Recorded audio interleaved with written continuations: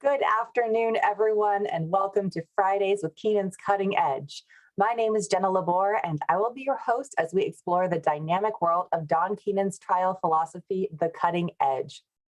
Those of you joining us live this afternoon have the opportunity to ask questions and interact with our speaker. And if you joined us last week, you saw how fun it is when everybody asks questions and what an awesome opportunity it is to get exactly what you're wondering about answered by the speakers. If you have a question, please type it into the comment section and we'll be sure to address it. If you're at the medical malpractice seminar that's going on as we speak, or if you're simply unable to attend a live hour with us this afternoon, episodes are released each week following the live broadcast. So be sure to hit that subscribe button and click the alerts icon to make sure you don't miss an episode. Today, we have William Entrekin and Nicole Baptista with us to talk about the Keenan Law Firm's law school closing argument competition. Now, this competition has been going on since 1997. So I'm no mathematician, but I believe that makes this the 25th year. What's really crazy is someone who was born in 1997 could conceivably participate in this competition. So this is one area of the Keenan Law Firm with which I'm least familiar. So Nicole and William, please introduce yourselves and tell us about this exciting opportunity for law students. All right. I am William. I am the Director of Operations for the Keenan Kids Foundation. And the law school competition is kind of a joint endeavor. We host it from the Keenan Kids Foundation. However, it has a lot of interaction with the law firm itself. We solicit the law schools here in Georgia. And this year, it is our first year for soliciting applications from law schools in Florida.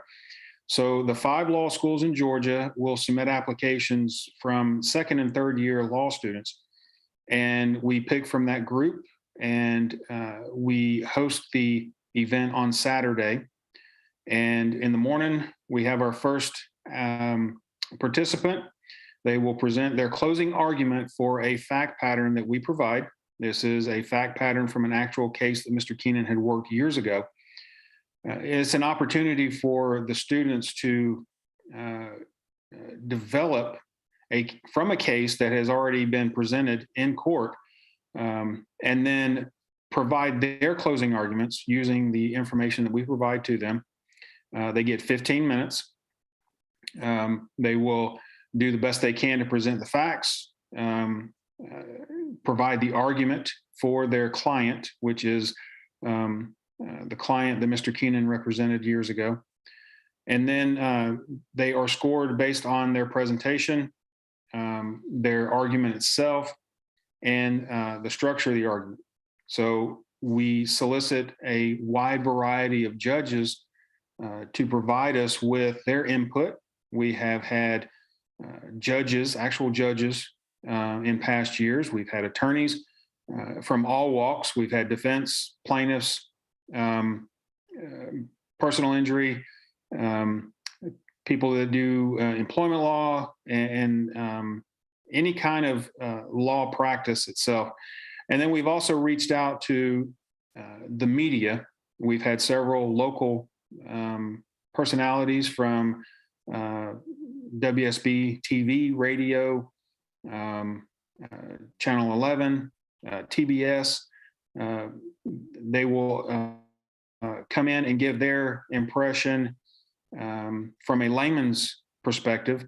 And we've actually had some pretty interesting people from our focus groups that we put on a regular basis. And we've actually asked them to come back as well.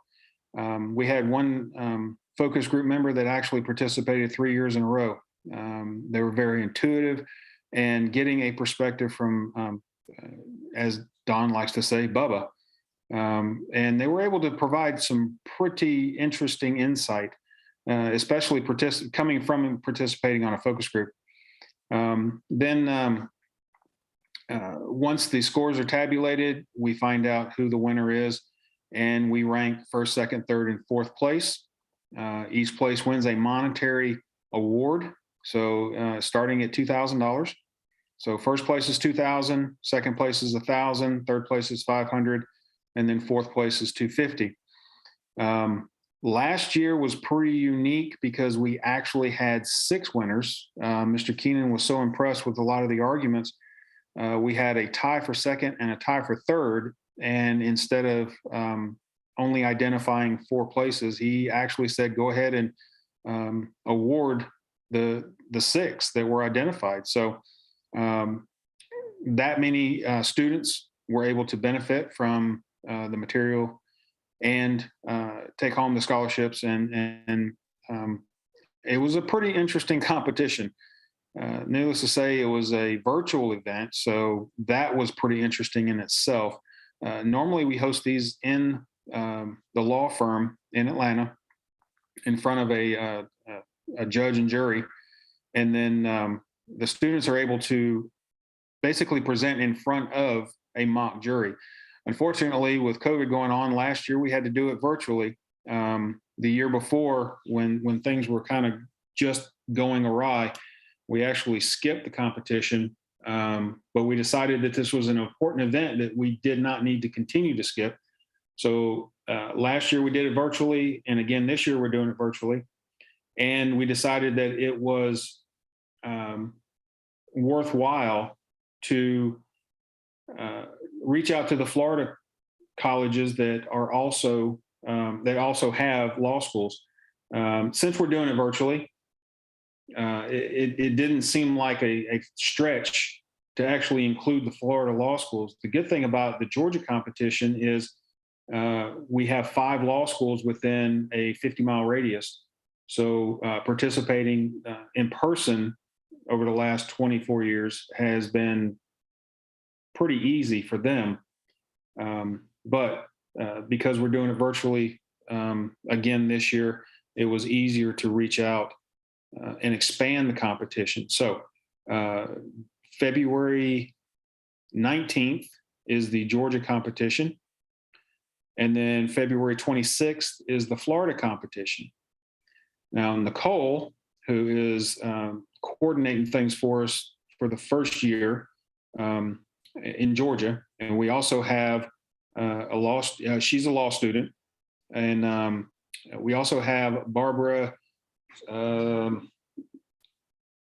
name is Gopalova. She is a University of Florida student, and she is coordinating our Florida competition. Again, first year that she's coordinating things. So not only are we involving the students to compete, we're also involving the students to coordinate. So I've pretty much turned things over to Nicole and Barbara and let them run with it. They've done an excellent job so far. I will say that the applications have closed, but we are still looking for judges. So if anybody is interested in participating as a judge, we are in need of several positions. And I will turn things over to Nicole and let her start describing the actual competition from the Georgia perspective. Nicole? Hi, I'm Nicole. I'm a third-year student at the University of Georgia School of Law. And as William said, this is the first year that I'm organizing this competition, which basically consisted of reaching out to all 5 of those Georgia law schools and inviting those students to participate in the competition. So this year, we received a total of 32 applications for the Georgia competition, and we have narrowed down to 24 participants, which fills up the entire day. As William said, it's going to be taking place on February 19th from 9 a.m. to 5 p.m. Each participant will have 15 minutes, and there will be a 5-minute interval in between each one. So we're very excited to have all the students. And again, we are still looking for judges to fill up those spots.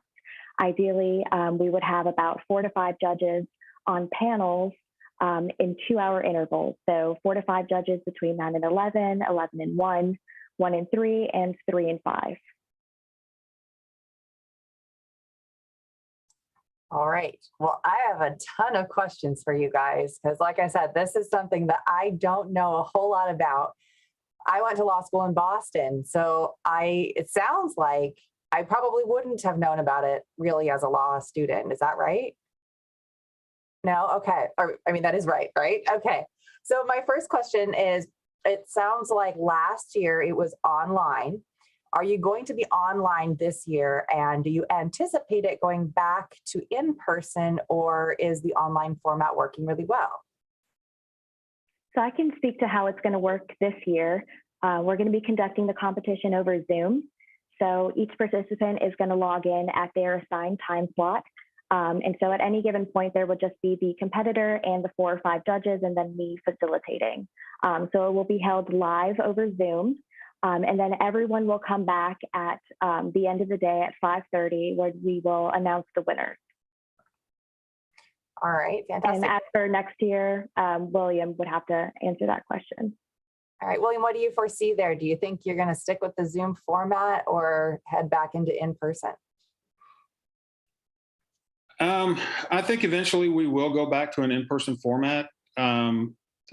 It's easy to do in Georgia, but if we continue with the Florida competition, it may have to stay on Zoom, for the simple fact that there's so much distance between the schools, and we want to make sure that each one is able to participate. Like I said, in Atlanta, we have literally 5 law schools in Atlanta or in the surrounding suburbs. I think the one that's not actually in Atlanta is UGA. And I think they're about 50, 60 miles north of Atlanta. So it's easy to participate in person for the Georgia schools. Florida may have to stay on virtual because we have some that are up north. I think we have one down in Central Florida and one down in South Florida. So traveling for that event, it would be pretty difficult for the students. So Florida may stay virtual. Georgia, I guess we're going to have to play it by ear. If things are opening up pretty good and things are good as far as mingling and interacting in a social setting, we may go back to in person. A lot of people are getting tired of the Zoom. So I think any opportunity to get back together and do something like this, and I think it's not devaluing anything, but I think it's a little more difficult when you're trying to do a presentation like a closing argument when you're staring at a computer screen. Actually being in a classroom adds a lot more realism to it. Even though it's a small group of judges. It's probably only going to be about 4 people in the jury box, but still, that in-person setting, you're able to get up to the podium and you're looking at how you dress, how you present it verbally, and your body language, and so much more. Doing it on Zoom kind of takes a little bit of that away.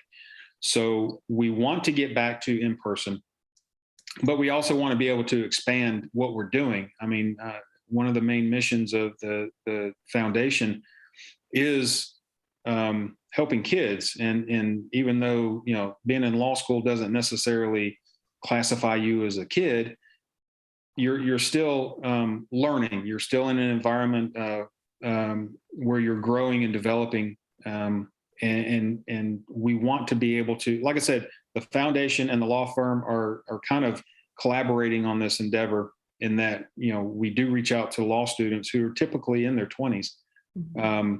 And we're still trying to provide a service and an opportunity, one, to obviously pick up on the scholarships, and 2, get them another opportunity to get them into a courtroom and learn something new. And not all law students, I don't think, are part of your mock trial teams in college.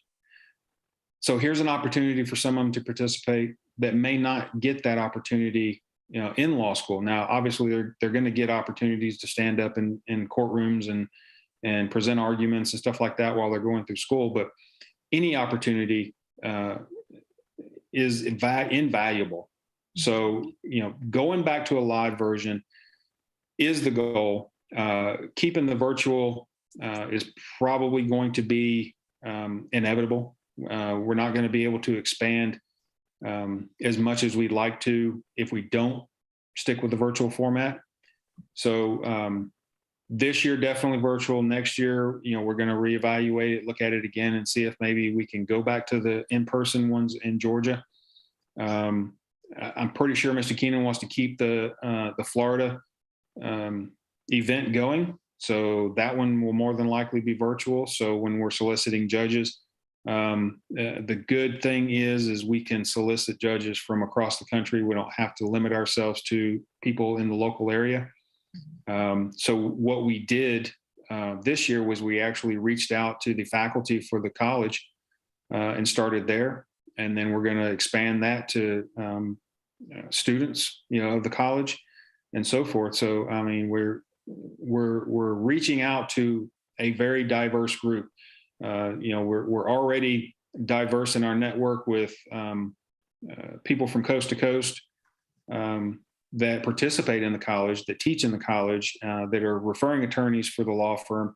So interacting with a group of seasoned attorneys like that, people that are very well-versed in, Mr. Keenan's practice and the teachings and so forth, can provide that level of mentorship for a lot of people. And I know that in the past, we've been able to put students that are participated in the competition in touch with that network.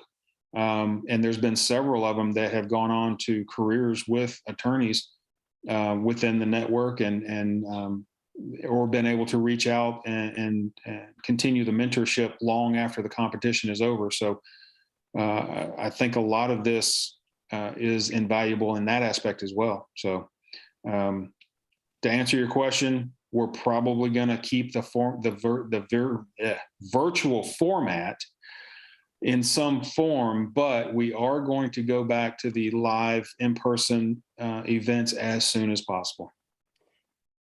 Okay, so I have two questions based on that. So initially, I guess, do you anticipate moving into other states, in which case, just like in Florida, the Zoom format might make that more feasible? Is that something you guys have talked about? That isn't something we have discussed at length, but I think the Florida event is a precursor to other events in other states. That's going to take some coordinating probably with the faculty and the referring attorneys from various states, maybe getting involved and being able to expand that because the foundation is looking for ways that we can expand our operation and our outreach. And this is a great way of doing it, especially with the law firm kind of collaborating with it. So being able to reach out to other states, there's so many law schools across the country that this could make an impact for quite a few students. And like I said, even if they don't win the scholarships, they have that ability to pick up mentorships and the networking of the law firms that may provide judges and stuff. So yeah, expanding to other states, I think is inevitable. Again, it's going to happen. It's just a matter of which states are going to be able to get their programs up and running. And if we have people that are interested in discussing that option for the next year or the year after, then we'll definitely sit down and talk about it. And we can present what we have and what we're doing, and see how well it might work in other states. We've had a lot of support from the law schools here in Georgia. I mean, we've contacted them every year for more than 20 years. And every year we have gotten a lot of support from the schools themselves, the staff that work at the law schools, and the students as well. So we actually had a couple of students that participated as a second year and a third year.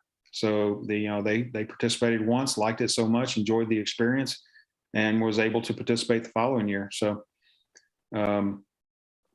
yeah, other states is great. It's just being able to find someone that we can coordinate with in those states that would be able to assist in contacting the law schools. Because like I said, there's so many law schools across the country that we're probably not going to be able to reach out to because we just don't have those contacts. So, if we have somebody interested in Utah or Colorado or South Carolina, whatever the case is, I'd be interested in discussing the opportunities that are pretty much unlimited. Yeah, I mean, with, despite all the doom and gloom, I think we sometimes feel a lot of really great things have come out of the circumstances that we've been put into in the past couple of years. And one of those might be expanding this opportunity for law students. And I know that schools they really want opportunities for their students to practice these trial skills, right? I wasn't on a mock trial team. I don't even know if I knew what mock trial was. Anybody who's listening, I didn't know what lawyers were before I went to law school. So I kind of went into it all completely blindly. So my law school experience is probably different than some people who were like law review, mock trial, all these things. I didn't know what tort law was. I didn't understand that tort law was plaintiff's personal injury law while I was in law school. So I've never heard of a tort.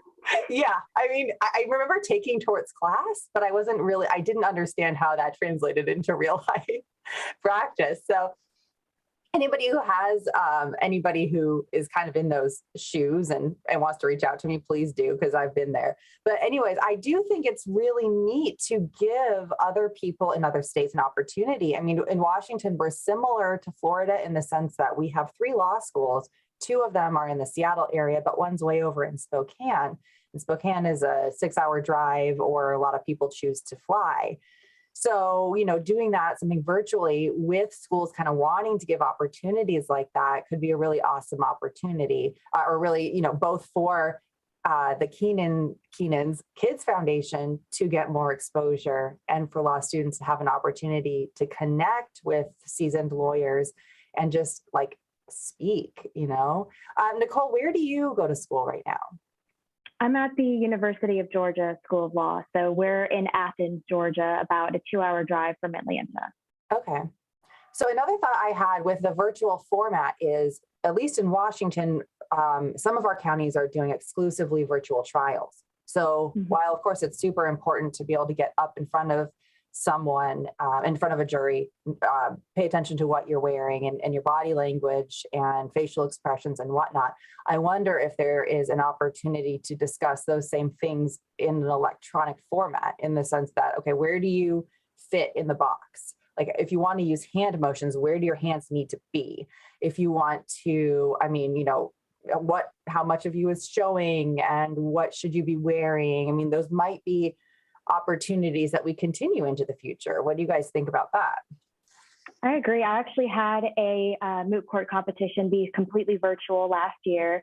It took place over the course of 7 months, and it was entirely over a virtual platform. So we had to set up the computers on a podium, still wear suits, and try to keep from fidgeting as much as possible. And then there's the additional considerations of, you don't want to wear glasses because they can see the reflection on your screen. They can see if you're scrolling through your notes. You can't have any background noise. So yeah, it's definitely, it brings its own challenges. There are advantages as well. But like you said, I think that we might be doing, courts might be having hearings virtually for a while now. So getting this experience of how to argue virtually is not going to be useless. It might even come in handy over the next couple of years, especially for law students who are graduating this year or next year, which are these 2Ls and 3Ls that are participating. Mm-hmm. I wonder if, to that point as well, there could be an opportunity for a hybrid approach where you have people who know they're going to do in-person trials come in person whenever that becomes an opportunity again. And then if somebody really wants to practice being virtual because their trial is going to be virtual, you could present them in that format.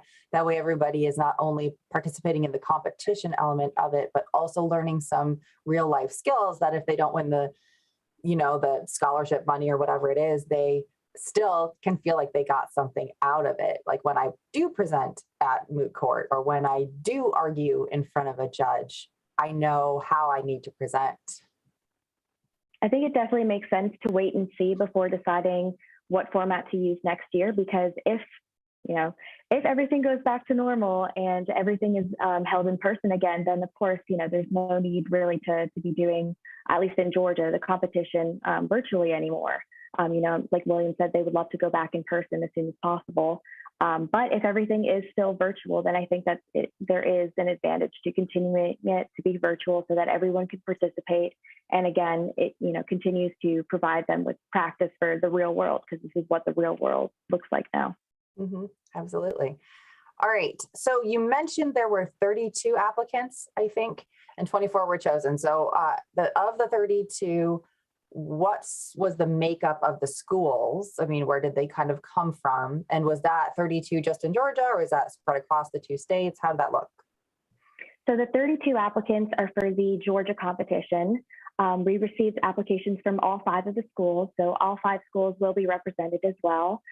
We did get the majority of applications from Emory and from Mercer, Emory and UGA. And then fewer from Mercer, GSU, and John Marshall. But again, we have chosen participants from all 5 of the schools. So even though it's not going to be exactly equal, all 5 of the schools were notified, and all 5 of them got applications in. Okay. How do students find out about this? Is there a mass email, or I guess old-fashioned bulletin board, or how's that work? So I took a variety of different approaches. I started by contacting administrators.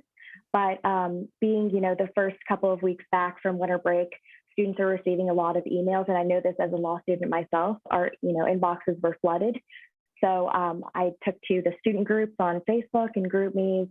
I really just wanted to make sure that all of the law students were hearing about this opportunity, and not just the ones who were already on mock trial in moot court.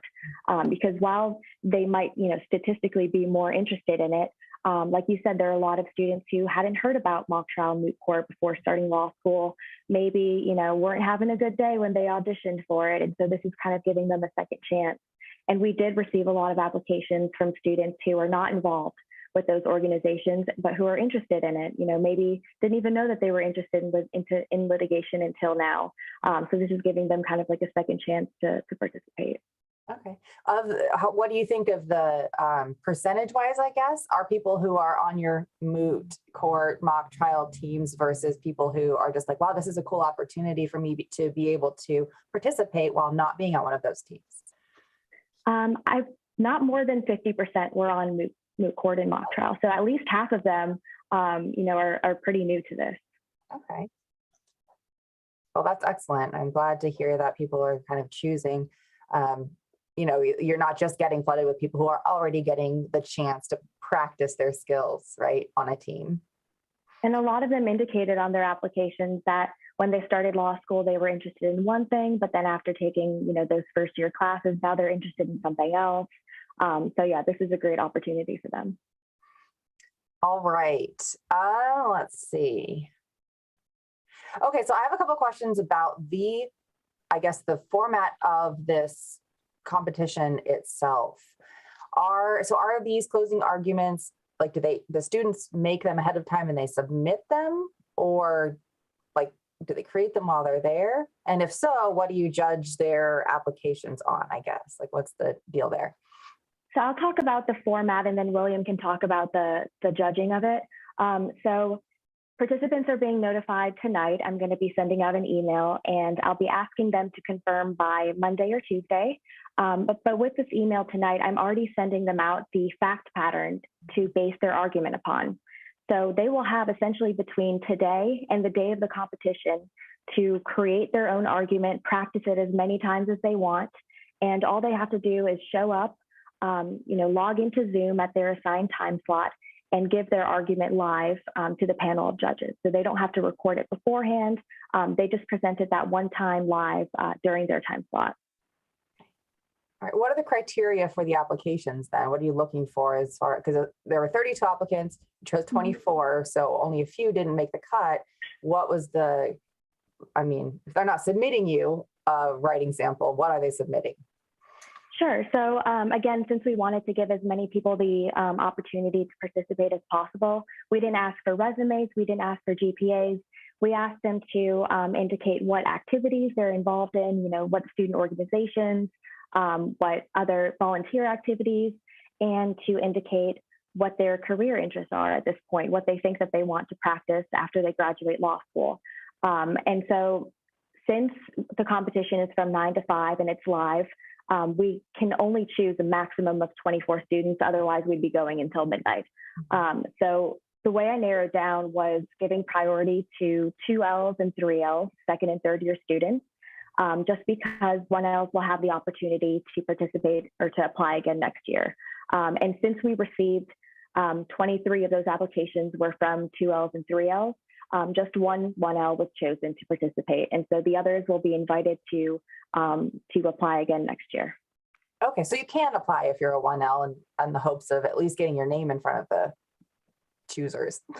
Well, this is actually the first year we're allowing 1Ls to submit. We usually don't limit it to 2 and 3s because of the class schedule and the classes that they may have already taken. Mm-hmm. We figure 1Ls, they got that first year of law school behind them. They're in their second year.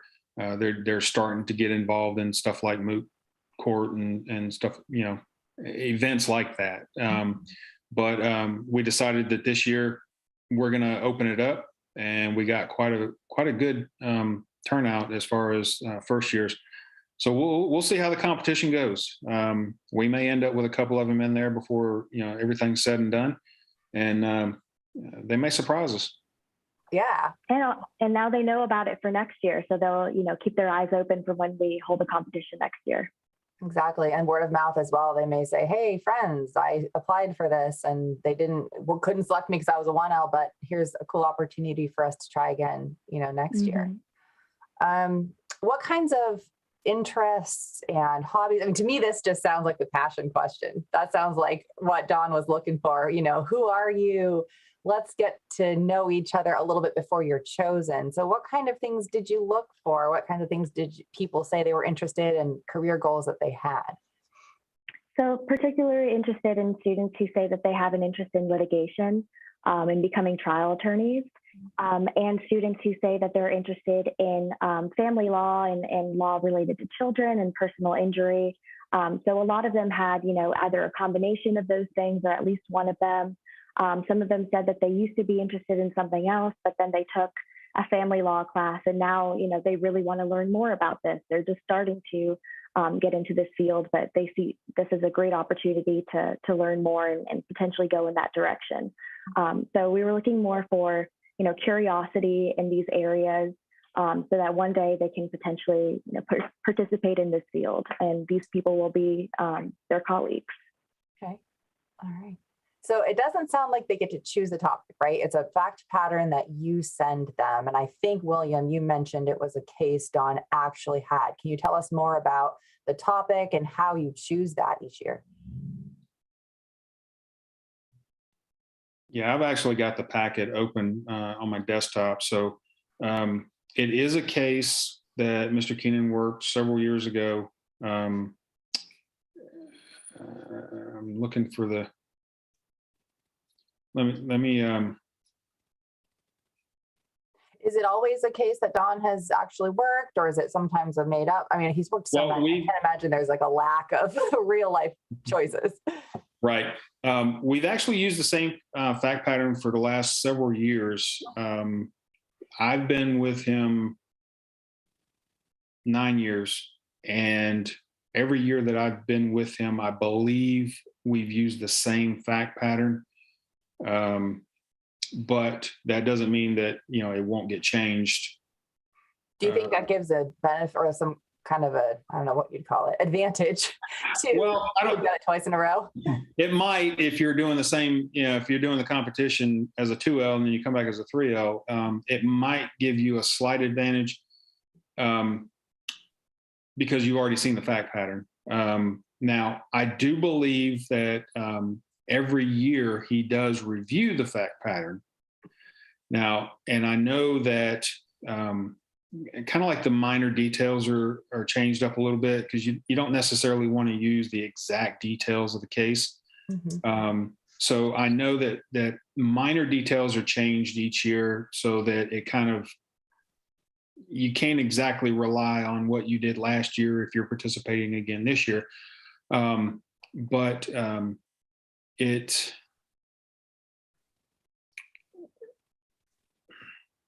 it's a And this it's a year I whole didn't new, see.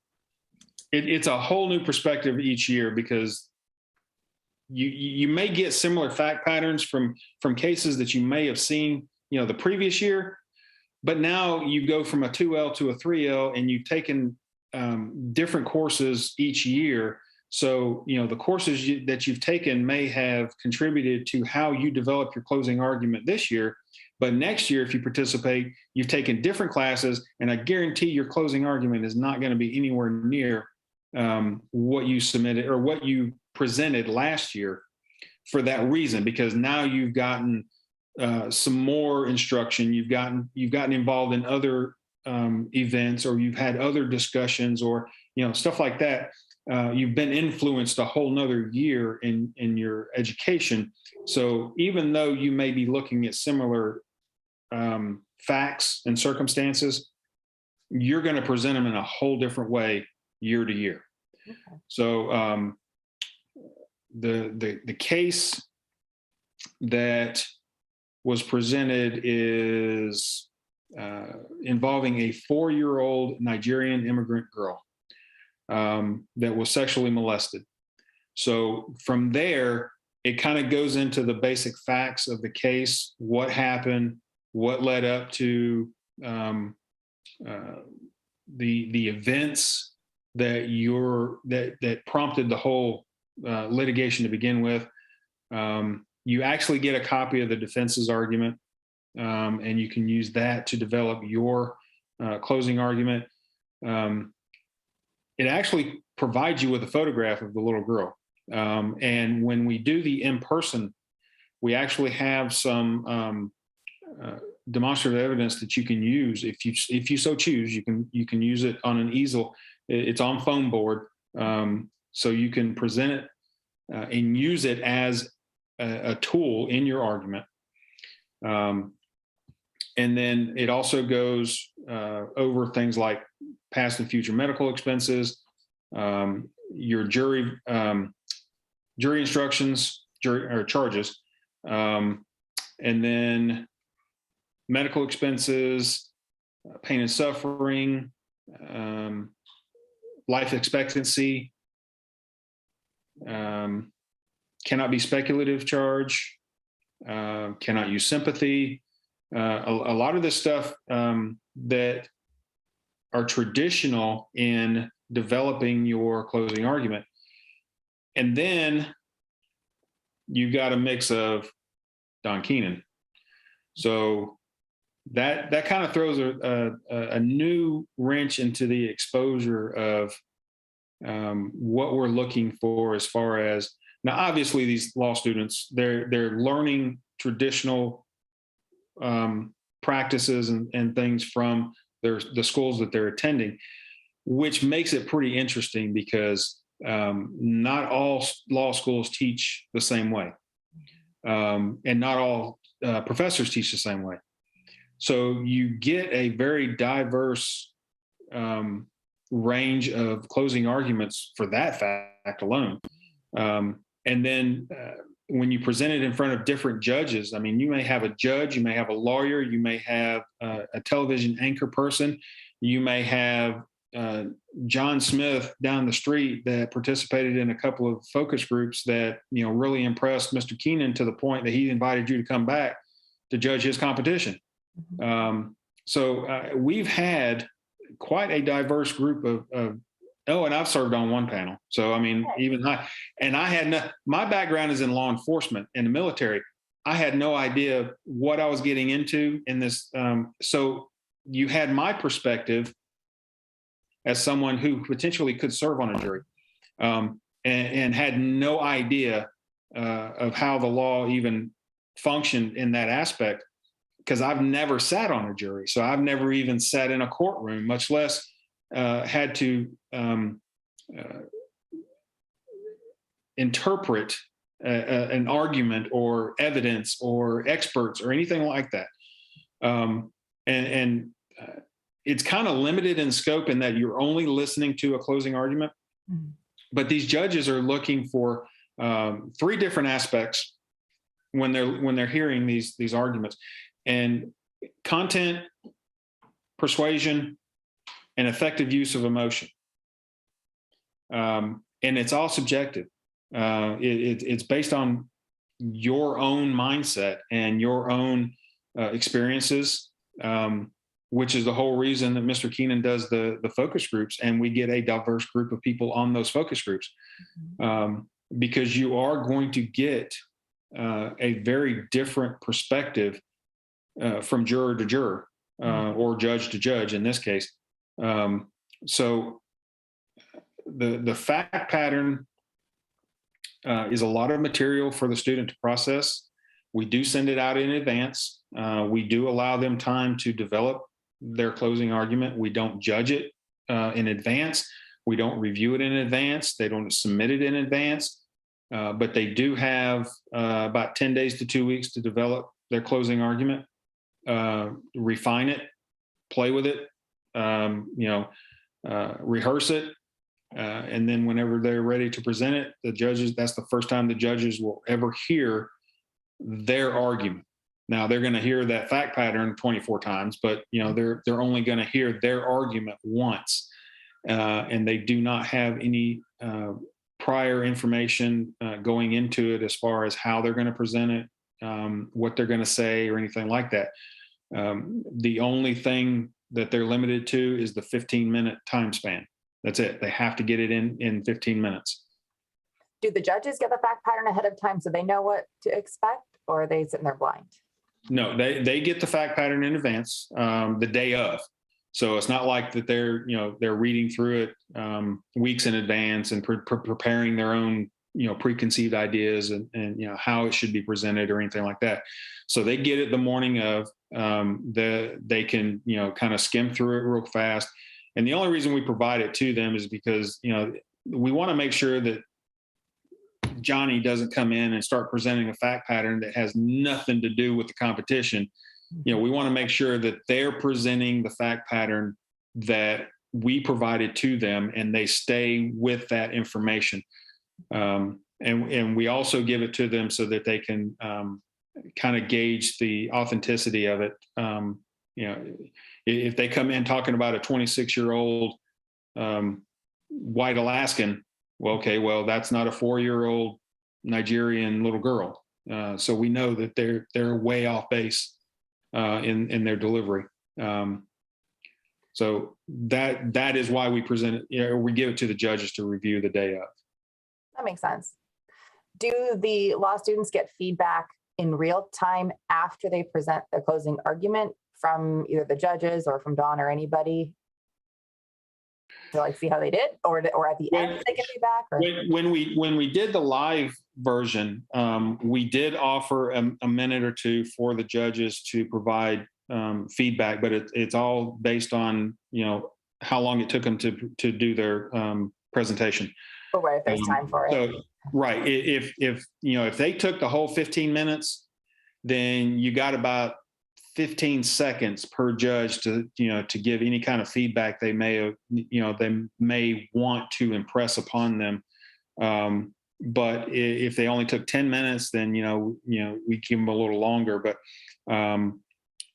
they do have an opportunity to get feedback or mentorship or whatever the case is, or get some direction. And then, like I said, in the in-person version, what they would do is go straight from the courtroom and sit down with Mr. Keenan, who is watching in another room, and then he would be able to give some guidance, and obviously he would have more time as the next contestant would come in and do their presentation.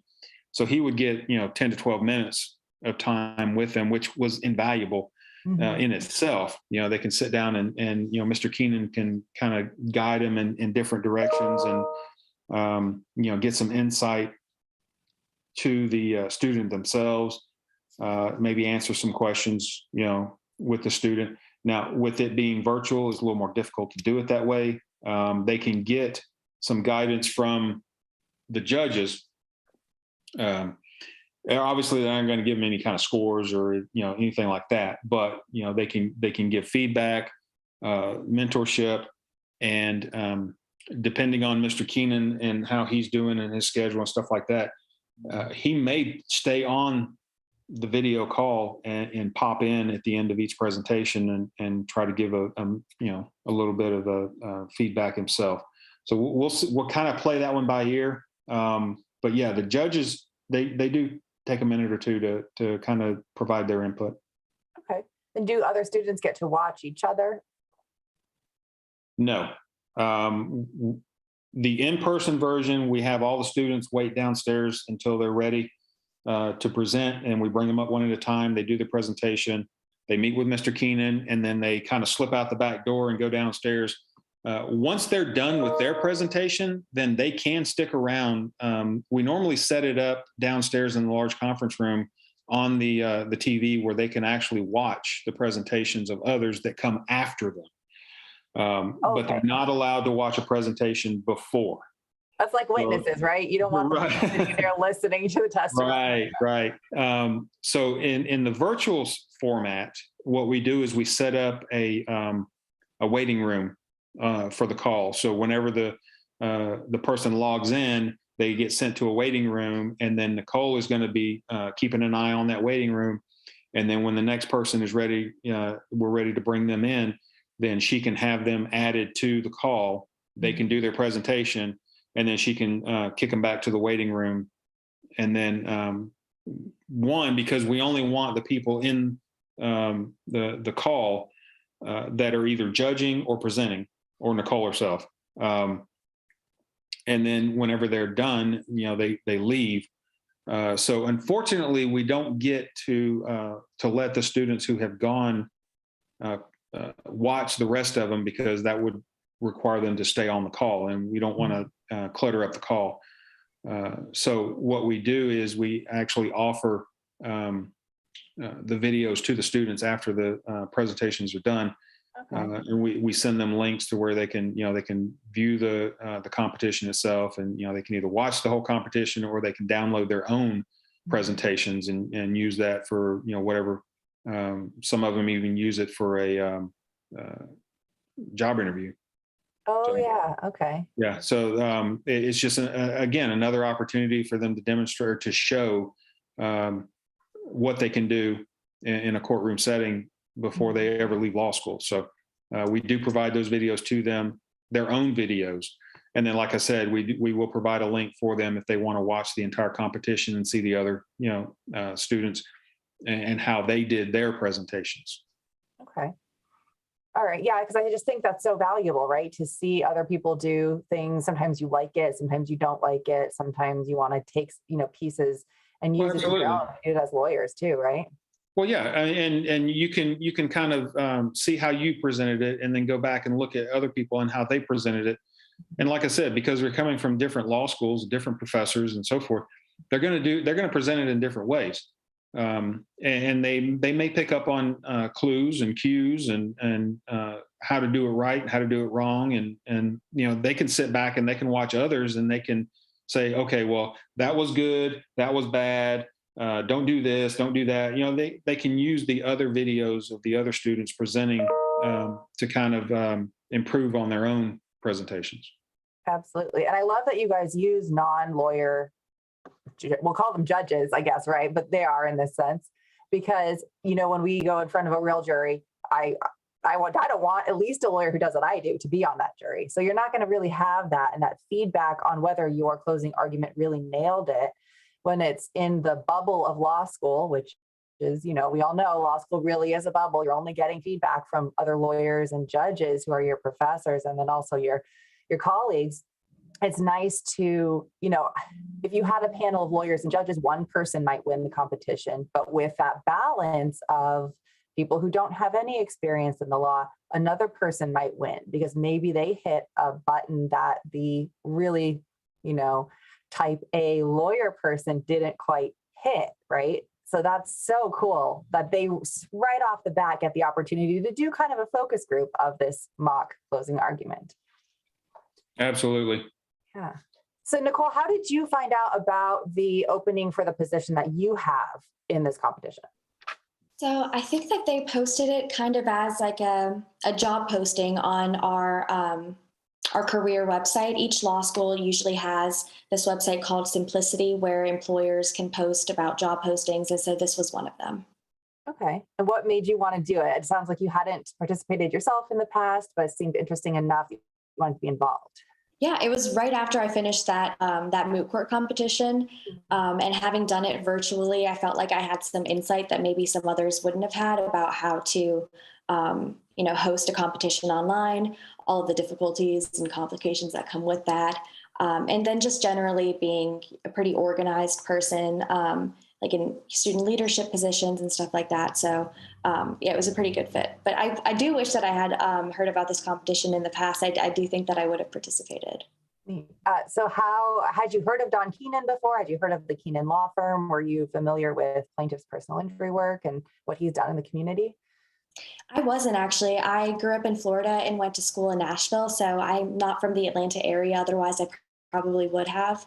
But I am interested in healthcare law and personal injury, product liability. So, kind of the more general or the wider area. Okay. Do you think you'll stay in the Georgia area once you're done with law school? Or are you planning to move back to Florida? I haven't decided yet. I might stay in the Atlanta area, might go back to Nashville. Still up in the air. All right. Well, anybody who's listening in the Georgia or Florida area who's interested in speaking to Nicole, we'll have contact information in the description, both for Nicole and for William, for any questions that you have. I want to spend the last few minutes that we have together talking about the specifics of the judges, right? Who you're looking for and how do they apply and what qualifications should they have? Do they need to be located in a certain place? And what does that look like? Well, generally, it really doesn't take any kind of qualifications. I mean, we don't need, judges submitting resumes and CVs and all this other stuff, trying to qualify for a position when we're actually looking for opinions. I mean, we're not looking for facts. We're not looking for, did they get the statistic right? Or did they get the facts right? We want someone who can listen to someone and base their opinion on the merits of their argument. And if somebody thinks they can listen to someone and then judge them based on their body language, their emotion, did they just stand there at the podium? At this point, most people have some form of public speaking experience, whether it's coming through high school, whether it's on a job, whether it's doing an interview. You don't have to stand up in a room of 100 people to get experience on public speaking. So anybody can look at someone and tell whether they understand the material they're presenting. Do they believe in the material that they're presenting? Do they present it in a methodical manner? Did they fumble through it? Did they stutter? Did they seem confident?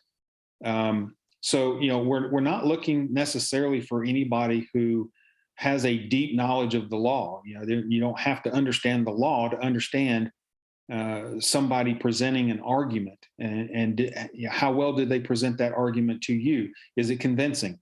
Is it easy to understand? And like I said, how they presented it is probably more important than what they presented. So that's generally what we're looking for. And we found laypersons because they were very articulate in what they were saying. They were passionate about what they were saying. So we knew that if this person can do that themselves, then they can obviously recognize that in someone else, and they can judge someone based on that, their own passion. Are they passionate about something that they're talking about? And if they are, well, I'm passionate about this. And then, they can sit there and say, yep, they did a good job, or no, they didn't do a good job. And that's pretty much what we're looking for.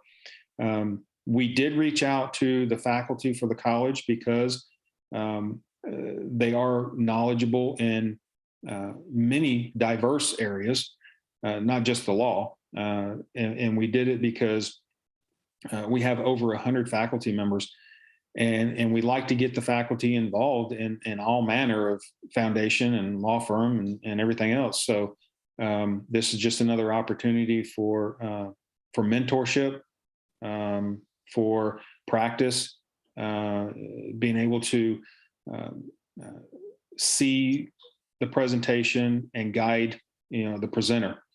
And I think that's why the faculty does what they do, is because they want to mold the next generation, or they want to be able to impress upon someone another alternative, and be able to mentor people of all ages and diverse groups and locations. And, it doesn't matter where they're at.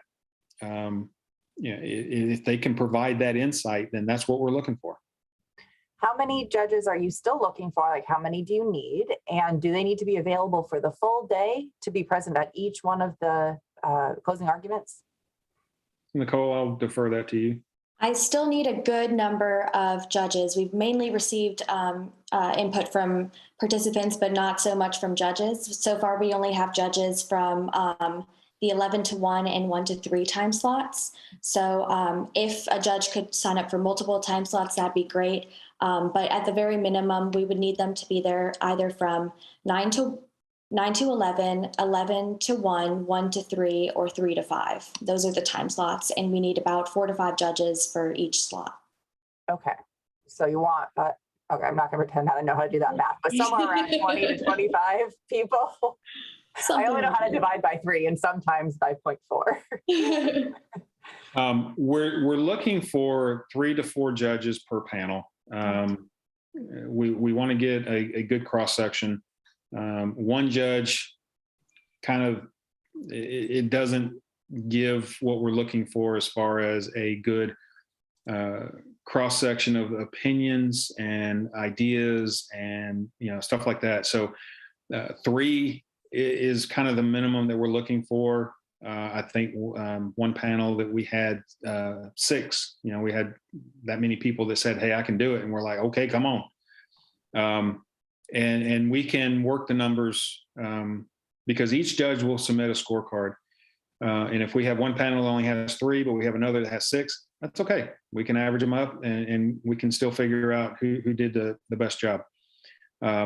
If we can have someone that only is available a minimum of 2 hours. So if you can commit to that 2-hour block, don't come in and say, "Well, I can give you 30 minutes. We need you to commit at least to the full block, which is 2 hours. And like Nicole said, it's 9 to 11, 11 to 1, 1 to 3, or 3 to 5. If you can do 2 blocks, if you can do 3 blocks, or you can do the whole day. We appreciate any time that people can contribute. It is greatly appreciated because they don't want me sitting on all of them because they're going to get bored hearing me talk all the time. So if we can get a good mix of people, that would be wonderful. Again, from all across the country, all walks of life and so forth. That would be great. Like I said, we're looking for at least 3 if we can get it per panel. So that gives us 12 individuals. So we're not looking for a large group, and we're not looking for them to stay all day. And that's for each competition. So we have a group on the 19th for Georgia, and then a group on the 26th for Florida. Okay. So everybody who's listening, you can choose to do one or both days. You can choose a couple hours one day, or each day. You can do the whole day each day, whatever works best for your schedule. Remember that this is on the East Coast, so Eastern time zones will apply if you're going to try to do this from other parts of the country. H. Lerner says, "Do you need anything else besides name and contact info to volunteer to be a judge? Anything else you need to submit, any other information?" Just which times they're available in the days. Okay. All right. Well, thank you, Nicole and William, so much for being with us this afternoon. And thank you to all of you who joined us live for this week's episode of Fridays with Keenan's Cutting Edge.